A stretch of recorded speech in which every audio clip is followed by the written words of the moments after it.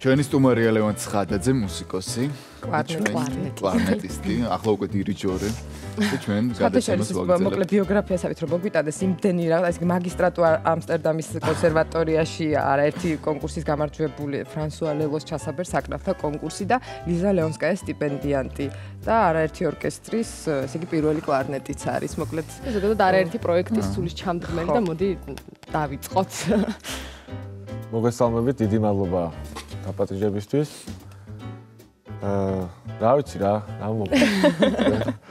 მე მკითხეთ და ყველაფერს მოგიყვებით. მე მგონი ყველაზე საინტერესო ჩვენთვის ყოველ შემთხვევაში ის იყო რომ შენ ხარ ქუთაისის ზუსტად ფესტივალს არ მახსოვს კლასიკური მუსიკის ფესტივალის დამაარსებელი და ხო ყველაფერი დაიწყო თბილისის ჩასაბერ საკრავთა ფესტივალიდან რომელიც თბილისი ვინდ ფესტივალი ინგლისურად გქონდა რომელიც 2009-ში ჩატარდა პირველად და მთელი ამ ფესტივალის იდეა ის იყო რომ ის მეტნაკლებად, უბრალოდ ნაკლებად პოპულარული მხარე ამ კლასიკური მუსიკის საქართველოში, ეს იყო ჩასაბერი საკრავები. იმის პოპულარიზაცია მოგვეხდინა, პროპაგანდა გაგვეწია ახალგაზრდებში, არა მარტო თბილისში, ასევე რეგიონებში და არა მარტო საქართველოში, ასევე მის მეზობელ ქვეყნებში. გაგეკითხები, რატომ არის ნაკლებად პოპულარული? ნაკლებად პოპულარული არის, იმიტომ რომ უფრო ნაკლები ხალხი უკრავს ჩასაბერებზე, ვიდრე ფორტეპიანოზე და სიმებზე და ასევე მომღერლებიც ბევრი ჭარბობენ საქართველოში. რაც თავისთავად ძალიან კარგია, მაგრამ კლარნეტიც ისევე მნიშვნელოვანია, როგორც ნებისმიერი სხვა ინსტრუმენტი. კი ბატონო. და იქიდან გამომდინარე, რომ სულ ყოველთვის იყო ამ პრობლემა იმ დღეს იღან ვიღაცამ ვერ დაუკრა ამ დღეს ჩასაბერმა იქ რა ქნა და სულ ამაზე იყო პრობლემები. ნელ-ნელა არა იმიტომ რომ ეს ფესტივალი ტარდება, მაგრამ ნელ-ნელა ყველა ვარიანტში ეს შეიძლება და უკეთ წავა. რატომ არა იმიტომ, ალბათ ძალიან უწყობს ხელს სამყარო. შეიძლება. ამაშიც არის საქმე, იქიდან გამომდინარე რომ ეს იყო და არის ფესტივალი, სადაც რომელიც არის მიმართული განათლებაზე და არა მხოლოდ კონცერტების ჩატარებაზე, აქ ტარდებოდა ერთი კვირის განმავლობაში დაახლოებით 30 გაკვეთილი, რომელსაც ატარებენ მართლა კორიფეები. მე-20 საუკუნის და 21 საუკუნის ცოცხალი ლეგენდები ჩამოდიოდნენ. ჩვენ სფეროში ჩვენი არის ძალიან ვიწრო სექტორი, რომელსაც ვერ ჩაატარებ, რა თქმა უნდა, ფილარმონიაში ან სტადიონზე, აქ უნდა იყოს პატარა დარბაზი ან დიდი დარბაზიც შეიძლება, მაგრამ რაღაც 1000-ზე არ არის გათვლილი, რა თქმა უნდა, მაგრამ ისევე მნიშვნელოვანია, როგორც ნებისმიერი სხვა ინსტრუმენტი. კლასიკურ მუსიკაში და რა თქმა უნდა გამართული ჩასაბერ საკრავთა ჯგუფი ორკესტრი არის საფუძველი წარმატებული ორკესტრის. თვითონ ამ ფესტივალის გაკეთება რამ გაიძულა? ამსტერდამში სწავლობდი, შეგეძლო კარიერაც გაგეგრძელებინა, ამ დროს ჩამოხვედი და საქართველოში ხსაუბრობ, თქო ჩასაბერი. დიახ. მთელი იდეაც ჩემი და ჩემი მეგობრების იყო ის ჩვენ ვართ პრინციპში მეტნაკლებად პირველი თაობა, ვინც უცხოეთში მიიღო, ევროპაში მიიღო განათლება ჩასაბერ საკრავების განხრით. ჩემის და ჩემი მეგობრების მიზანიც იყო ეს, რომ ის ნასწავლი, გამოცდილება, განათლება ჩამოგვეტანა და გადაგვეცა აქ ახალგაზრდებისათვის. და ეს ამ მოტივით დღემდე მოქმედებთ გაუჩერებლივ და გვინდა რომ სულ ყოველთვის ახალი და ახალი რაღაც შევქნათ თუ არა და განვაგრძელოთ ან განვაახლოთ ან ახალი ენერგია შევმატოთ ჩვენს მეგობრებს და იყოს სულ მისვლა მოსვლა, გაცვლა, გამოსვლა ამ ინფორმაციის. ძალიან მაგარია კიდე ჭიათურის მუსიკის აკადემია. ეს მართლა განსაკუთრებული პროექტია, რატომ? იმიტომ რომ ამას ფესტივალი, ანუ ჩასაბერ საკრავთა ფესტივალი, საქართველოს სიმფონიეტა და ჭიათურის მუნიციპალიტეტი ერთობლივად ვაკეთებთ. ანუ მაგალითად ფესტივალიდან როცა ქონდა რაღაც კარგი ბიუჯეტი, იმ ბიუჯეტს ზოგავდით, არ ვიღებდით თვითონზე ჰონორარებს, რაღაცას და ზოგავდით იმისთვის, რომ შემდგომში ჭიათურისთვის გზის ფული გადაგვეხადა ჩამოსული მუსიკოსებისთვის. და ანუ რა ხდებოდა ამ? ეხლა რა ხდებოდა ამ ჭიათურის მუსიკის აკადემიაში? ეს არის ერთკვირიანი 10 დღიანი პროექტი, სადაც დაახლოებით 40-50 სტუდენტი არა მხოლოდ თბილისიდან, არამედ სხვა ქალაქებიდანაც მიყვავს და მთელი დღე უკრავთ. ეს არის და ეს. მთელი დღე დღის პირველ ნახევარში არის გაკვეთილები და დღის მეორე ნახევრიდან უკრავთ ანსამბლებს, ორკესტრში, სიმფონიეტა, საქართველოს სიმფონიეტა, ბრწყინვალე ორკესტრი, რომელთანაც ერთად ძალიან ბევრი პროექტი გვაქვს ერთად გაკეთებული და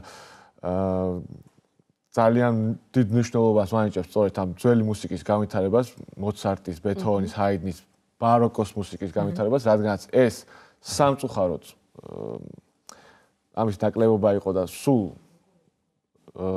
იკვრებოდა და იკვრება ჩაიკოვსკი, რახმანინოვი და ძველი გვიანი რომანტიზმი და ასე შემდეგ, რაც თავისთავად ბრწყინვალე მუსიკაა, არაფერი საწინააღმდეგო არ გვაქვს მაგისი, მაგრამ ამ ევროპული, ცენტრალური ევროპული მუსიკის კულტურა, რაც არის ვენის პირველი ვენის სკოლა, ან გერმანული ბაროკო და ასე შემდეგ, ამის გარეშე ვერ განვითარდა, ვერ წავა წინ და ვერ დაეწევა ევროპულ სტანდარტს ქართული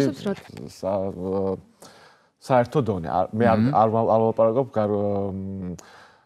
სოლისტებზე, თითო ინდივიდებზე, რომლებიც ეს ჭიათურა რატო აირჩიეთ? ჭიათურა ავირჩიეთ. ჭირდება იქ პოპულარიზაცია. ჭიათურა რატო ავირჩიეთ? ჭიათურა იყო სიმფონიეტას იდეა, ორკესტრის იდეა, რომ იქ ჯერსეთი ძალიან კარგი ხალხი ცხოვრობს, ეს ძალიან მნიშვნელოვანია, კარგი პუბლიკა, ძალიან უყვართ მუსიკა, თეატრი აქვს ცნობილი იქ ჭიათურაში და არის რაღაც ისე არ მინდა გავმივიდეს, მაგრამ უყურადღებოთ. ჭირდება ყურადღება. ძალიან დიდი, იმიტომ რომ ჯერსეთის სულაც არ არის რაღაც უზარმაზარი დასახლება, რომელსაც ვერ მოული. მოსავლელია, იქ ძალიან ბევრი რაღაც შესაძლებელია, გასარემონტებელია და ასე შემდეგ, ბევრი რაღაცა და სიმფონიეტამსგან როგორც ვიცი, ჩემი მეგობრებისგან, პირველი კონცერტი 20 წლის განმავლობაში დაუგრეს მათ. ეს იყო 5 წლის წინ დაახლოებით. სადაც არ ჩატარებულა არადოს კლასიკური მუსიკა ბოლო 25, ანუ 90-იანი წლების დასაწყისიდან. ამ დროს არის სამი სამუსიკო სკოლა. არის უამრავი ბავშვი, რომელიც ჭიათურაში არის სამი სამუსიკო სკოლა. დიახ. თვითონ რეგიონში ჭიათურის თვითონ შიგნითაც და გარშემოც და სადაც დაახლოებით არ ვიცი, რამოდენიმე ასეული ბავშვი სწავლობს. დასანანი არის ის, რომ ყველა ფორტეპიანოზე უკრავს. და სადუ რა უნდა უყო ბოლოს ამდენ პიანისტებს უკვე აღარ ვიცით, იმიტომ პატარა ქვეყანაა და პედაგოგების პრობლემაც არის, რადგან არ პედაგოგების პრობლემაც არის, ყველაფერია, ბევრი პრობლემა, მაგრამ ამიტომ დავიწყეთ ეს ისე მგონი მშობლების ისიც არის, რომ ბავშვი უნდა უკრავდეს პიანინოზე. ხო, ეგეც არის, ეგეც. აი რატო არ შეიძლება უკრავდეს ბავშვი კლარნეტზე, ტუბაზე, აი რა მოხდა? არ შეიძლება ეს ინსტრუმენტების დისკრიმინაცია. ფორტეპიანოთი რაღაცა ეს არის თითქოს ზოგადად მუსიკალურ განათლებას იღებს და არა პროფესიულს. დიახ, შეიძლება კლარნეტზეც ისწავლო, ან ფლეიტაზეც, ან ვიოლინოზეც როგორც ჰობი და ასევე ნებისმიერ სამუსიკო სკოლაში, მუსიკალურ რასაც ვეძახით, იქ თავარი ინსტრუმენტის გარდა სავალდებულო ფორტეპიანოს ყოველთვის სწავლობ. ასე რომ თუ მაინდა-მაინც ფორტეპიანო უნდა ისწავლოს ისე გასართობად ყველა ვარიანტი ისწავლოს. რაც შეეხება თვითონ ჭიათურას და რაც ეს მოხდა მესამე ჩასვლაზე, ეს იყო თუ არ ვცდები 2011 ან 12. მე თვითონ ჭიათურის მუნიციპალიტეტმა არანაირი თავრობის ჩარევით ან ზემდგომი ორგანოების ჩარევით თვითონ გადაწყვიტეს, რომ შეეძინათ როიალი და 12 ვიოლინო და ეს ჩემთვის და ჩემი თანამოაზრეებისთვის ეს არის ძალიან დიდი მენტალური ნახტომი წინ რატომ? იმიტომ კი არა რომ მოდი აი ფული შევკრიბოთ და ერთი როიალი დავდგოთ. ეს იყო და ამითი უცბად ყველაფერი კარგად იქნება. რა თქმა უნდა არა, მაგრამ ის რომ ესეთ ნაბიჯს აკეთებს ჟესტია ესეთი მისაბაძი სიმბოლური ძალიან და მაინტერესებს ჭიათურის მუნიციპალიტეტის მსგავსად თუ არის ჩართული თქვა კულტურის სამინისტრო კულტურის სამინისტრო ჩაერთო შარშან რადგანაც ჩვენ ფული ვერ შევაგროვეთ და წელსაც როგორც ახსენე არის პრობლემა და შეიძლება არ ჩატარდეს აი ნახოთ როგორ ყოველთვის ბოლო მომენტში გვიხდება ხოლმე ძალიან რთულია საქართველოში სამწუხაროდ ერთი წლით ადრე რაღაცის დაგეგმა იმიტომ რომ ერთი წლის მერე რა მოხდება არის ხოლმე. ამიტომ მაგალითად თუ ნერვიულობთ ხოლმე რომ აი თუ დავგეგმავთ ფესტივალს ყოველთვის ნოემბერში ტარდება ხოლმე სიტყვაზე ეს ჩასაბერ საქართველოს ფესტივალი და გვინდა რომ ჩამოვიყვანოთ ძალიან ცნობილი ხალხი, რომელსაც მინიმუმ 2-3 წელი გაწერილი აქვს ხოლმე უკვე ყოველი კვირა. და იქ ნუ წვალობთ რომ აბა ეს დღე და კარგი სიტყვაზე რაღაცა შევთანხმდით და მე მოხდება ისე რომ სიტყვაზე ერთი სპონსორი იძახის ეხლა ვერ მოგცემთ თანხას, მე ისე და გვიწევს რაღაც დროის შეცვლა. ამ დროის რო შევწვით მორჩა ის ადამიანი ვეღარ ჩამოდის. ეს ერთი. მე სახელს იფუჭებ რომ თუ პირდები რა წესია რომ თუ პირდე მაშინ ჩავ. ასე შემდეგ ბევრი რაღაც, ამიტომ წინასწარ დაგეგმა ძალიან რთულდება ხოლმე საქართველოში რა. მაგრამ გამარტივდება თუ კი სახელმწიფო ალბათ უფრო მყარად დადგება გვერდში ან თუნდაც რომელიმე კერძო აი ეგ მინდოდა მეთქვა რომ ჩემი მთელი ოცნება ის იყო რომ კი თავიდან ამ ჩასაბერ საკრავ ფესტივალს პირველი 2 წელი ნახევარ ბიუჯეტს ეხმარებოდა კულტურის სამინისტრო მაგრამ მესამე მეოთხე მეხუთეზე არ დახმარებია და მთელი რატომ იმიტომ რომ ჯერჯერობით მე თვითონ მინდოდა რომ ყოფილიყო დამოუკიდებელი ყველანაირი სამთავრობო სტრუქტურებიდან ეს ყოფილიყო დაფუძნებული კომპანიების ბიუჯეტიდან ანუ